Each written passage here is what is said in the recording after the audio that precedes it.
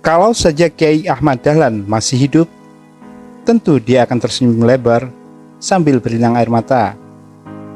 Pendiri Muhammadiyah itu terharu sekaligus bangga melihat hasil jerih payahnya di masa lalu kini menjelma menjadi organisasi konglomerasi terbesar di dunia. Muhammadiyah benar-benar menasional, bahkan mulai mengglobal dengan dibangunnya hotel hasil wakaf di Makkah untuk kepentingan jamaah Indonesia yang berangkat haji dan umroh. Sebab selama ini pemerintah Indonesia belum sanggup menyediakan hotel sendiri untuk warganya yang berangkat ke Tanah Suci. Bahkan banyak tagihan rumah sakit Muhammadiyah ke Badan Penyelenggara Jaminan Sosial BPJS Kesehatan yang nilainya mencapai triliunan. Ini menunjukkan sumbangsih Muhammadiyah yang begitu besar bagi bangsa ini. Bagaimana persyarikatan Muhammadiyah dari minus saat didirikan, tetapi kini memiliki harta berlimpah dan bisa menyumbang kepada bangsa dan negara ini? Sejarah mencatat persyarikatan Muhammadiyah didirikan di Kampung Kauman. Pada 18 November 1912, bertepatan dengan 8 Zulhijjah 1330 Hijriah. Pendirinya adalah Muhammad Darwis yang belakangan lebih dikenal dengan nama Kiai Haji Ahmad Dahlan. Ada cerita mengharukan pada masa awal pendirian Muhammadiyah. Pada suatu siang, Ahmad Dahlan memukul kentongan, mengundang warga Kauman datang ke rumahnya. Warga pun datang berduyun-duyun untuk mendengarkan pengumuman apakah gerangan. Setelah banyak orang berkumpul, Ahmad Dahlan berpidato yang isinya menyatakan bahwa kas Muhammadiyah kosong, sementara guru-guru ngaji belum digaji. Muhammadiyah memerlukan likuiditas yang saat itu kira-kira 500 gulden untuk menggaji para guru, karyawan, serta membiayai sekolah Muhammadiyah. Jika dihitung dengan rupiah, 1 gulden setara dengan 7.974 rupiah, sehingga 500 gulden saat itu setara dengan 3.987.000. Karena itu Ahmad Dahlan menyatakan melelang seluruh barang-barang yang ada di rumahnya, mulai pakaian, almari, meja kursi, tempat tidur, jam dinding, jam berdiri, lampu-lampu, dan lain sebagainya. Ringkas kata, Ahmad Dahlan melelang semua barang miliknya itu dan hasil lelangnya seluruhnya dipakai untuk membiayai sekolah Muhammadiyah. Para penduduk Kauman itu terbengong-bengong setelah mendengarkan penjelasan Ahmad Dahlan. Murid-murid beliau yang ikut pada pengajian Taharatul Qulub sama terharu melihat semangat pengorbanan Kiai Haji Ahmad Dahlan. Mereka saling berpandangan satu sama lain, berbisik-bisik satu sama lain. Singkat cerita, warga Kauman khususnya para juragan yang menjadi anggota kelompok pengajian Taharatul Qulub berebut membeli barang-barang Kiai Haji Ahmad Dahlan.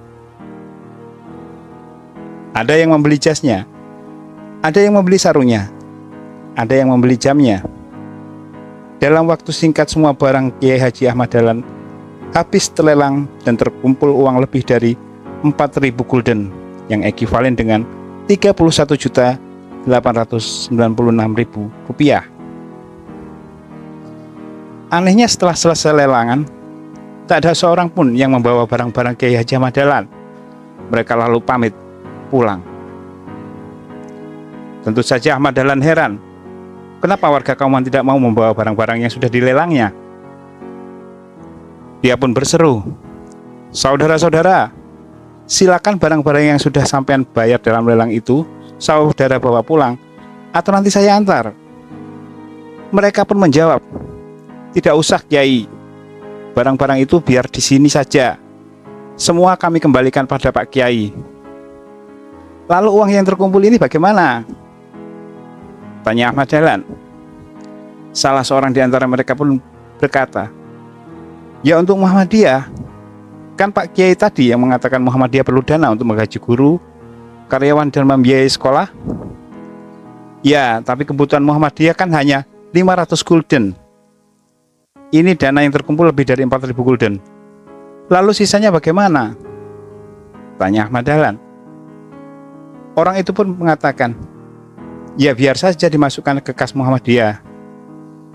Ahmad Dahlan pun senang, terharu, tapi juga bangga dengan loyalitas para murid, guru, dan para pedagang di Kauman saat itu.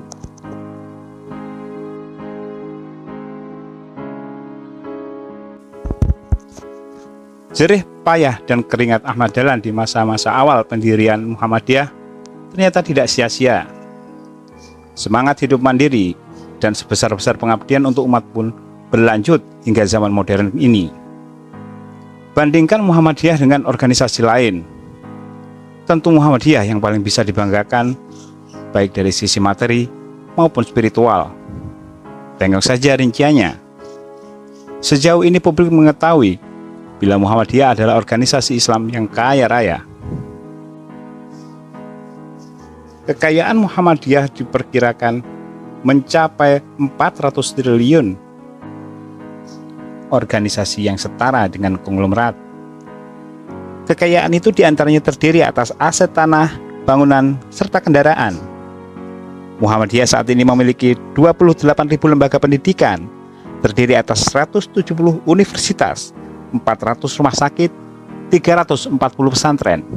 Pun Muhammadiyah masih memiliki banyak panti asuhan. Meski belum pernah ada daftar yang resmi dikeluarkan lembaga termuka tentang organisasi Islam terkaya di dunia, tak diragukan lagi Muhammadiyah adalah salah satunya. Jika daftar itu ada, pun sulit dibantah Muhammadiyah akan berada di nomor-nomor teratas di urutan itu, bersama organisasi-organisasi elit Islam lain di dunia. Agaknya memang sulit melakukan evaluasi terhadap aset dan kekayaan likuid yang dimiliki serta dikelola sebuah lembaga nirlaba seperti Muhammadiyah. Cara menghitungnya sedikit berbeda dibandingkan menghitung kekayaan perorangan atau entitas bisnis tertentu. Bayangkan saja, seluruh aset Muhammadiyah adalah atas nama umat. Semua potensi ekonomi yang dimiliki sebesar-besarnya dikembalikan kepada dan untuk kepentingan umat. Namun sebenarnya seberapa besar kekayaan Muhammadiyah? Pada tahun 2017 dilaporkan, Muhammadiyah mengelola hampir 21 juta meter persegi tanah wakaf. Istimewanya, tak sesingkat pun tanah itu atas nama pribadi-pribadi tertentu, seluruhnya atas nama persyarikatan. Perlu juga dicatat, tanah seluas 21 juta meter persegi tersebut bukanlah tanah kosong. Di atasnya berdiri sekurang-kurangnya 19.951 sekolah, 13.000 masjid dan musola, 765 bank perkreditan rakyat syariah, 635 panti asuhan, 457 rumah sakit, 437 baitul mal, 176 universitas, serta 102 pondok pesantren. Tercatat ada lebih dari 25 juta warga Muhammadiyah yang mendapatkan manfaat dari semua amal usaha tersebut. Bahkan lebih luas lagi, Muhammadiyah melayani seluas-luasnya masyarakat Indonesia. Sama sekali tak mengherankan jika banyak pakar menyebut bahwa Muhammadiyah merupakan organisasi Islam modern terbesar di dunia. Konglomerasi Muhammadiyah benar-benar dirasakan oleh umat. Manajemen organisasi ini dikerjakan secara rapi, terdokumentasi dengan baik, dikelola secara transparan dengan visi yang progresif. Muhammadiyah kerap menerima penghargaan dan pujian dari berbagai institusi terkemuka di dunia. Kekayaan Muhammadiyah tidak muncul seketika. Seluruh aset, amal usaha, dan bakti nyata Muhammadiyah merupakan kerja panjang selama 111 tahun. Mentalitas yang terbentuk di dalam organisasi merupakan mental agnia, yaitu orang kaya, mental memberi, spirit al-ma'un yang membebaskan sekaligus memberdayakan. Diperkuat oleh doktrin Kiai Haji Ahmad Dahlan yang mengatakan hidupilah Muhammadiyah, jangan mencari hidup di Muhammadiyah. Pengurus persyarikatan ini didorong untuk menjadi pribadi-pribadi yang sudah selesai dengan dirinya sendiri sehingga bisa mengabdikan hidup untuk kepentingan masyarakat dan persyarikatan seluas-luasnya. Posisi ini pula yang secara kolektif ingin diperlihatkan Muhammadiyah sebagai organisasi. Muhammadiyah tak ingin menempatkan tangan di bawah dengan selalu berharap pada program atau bantuan pemerintah. Muhammadiyah sebaliknya selalu bertanya, apa yang bisa diberikan dan dibantu oleh Muhammadiyah bagi pemerintah, apalagi masyarakat. Saat pemerintah membuat program BPJS Kesehatan sebagai bentuk jaminan kesehatan bagi masyarakat, Muhammadiyah rela menalangi dulu sejumlah pembiayaan untuk dibayar belakangan klaimnya. Ketika COVID-19 melanda dan pemerintah kesulitan melobi rumah sakit untuk penanganan pasien COVID, rumah sakit Muhammadiyah dibuka sebagai tempat isolasi dan pemulihan. Belum lagi lazismu yang mengkonsolidasi miliaran dana sebagai bentuk jaring pengaman sosial selama masa pandemi. Lihat juga ratusan ribu lapangan pekerjaan yang dibuka oleh ribuan amal usaha Muhammadiyah, jutaan pelajar dan mahasiswa, serta puluhan juta alumni lulusan sekolah dan perguruan Muhammadiyah yang kini menggerakkan roda-roda peradaban negeri. Dalam 108 tahun kiprahnya, dengan mentalitas kaya ini, Muhammadiyah terus berusaha memberi yang terbaik untuk negeri.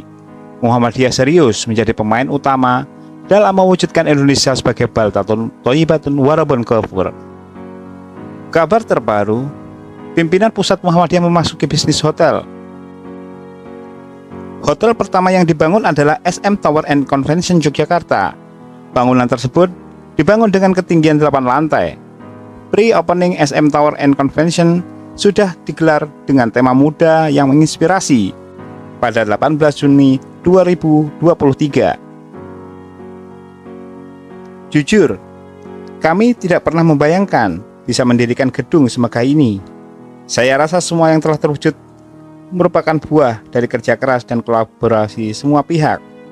Karenanya, saya mengucapkan terima kasih yang sebesar-besarnya, kata Direktur Utama Suara Muhammadiyah, Denny Asyari, Selasa 20 Juni. Denny mengatakan, terwujudnya hotel ini merupakan impian yang ditopang dengan ikhtiar, kerja keras, dan ketulusan. Hotel ini dikatakan sebagai manifestasi dari dakwah pengembangan bisnis dan usaha di sektor perhotelan dan pariwisata. Diam-diam Muhammadiyah juga tengah membangun sebuah hotel di Makkah Al-Mukarramah untuk membantu para jamaah asal Indonesia yang akan melaksanakan haji serta umroh. Ketua Umum PP Muhammadiyah, Profesor Dr. Haidar Nasir, informasinya sudah pernah mengunjungi lokasi hotel yang nantinya juga difungsikan sebagai student center di Mekah. Azam Mujahid Izul Haq, yang juga CEO dan founder AMI Group serta AMI Foundation, mengungkapkan bahwa Muhammadiyah sedang membuat terobosan dengan membangun sebuah hotel di Mekah Wakaf di Arab Saudi. Langkah itu diambil Muhammadiyah untuk memfasilitasi warga Indonesia yang akan menunaikan umroh maupun haji. Dengan hadirnya hotel di Yogyakarta dan kota Mekah, maka ke depan akan menjamur hotel-hotel Muhammadiyah lainnya. Tradisi kuat Muhammadiyah dalam membangun kampus, rumah sakit, sekolah, pesantren, pusat layanan kesehatan sepertinya akan tertular di hotel-hotel Muhammadiyah ke depan. Wajar kalau Muhammadiyah menjadi organisasi terkaya di dunia, sebab motif, ketekunan dan amal usaha untuk melayani umat mendapat berkah dari Allah Subhanahu wa Ta'ala. Selamat untuk Muhammadiyah, terus berkhidmat untuk umat.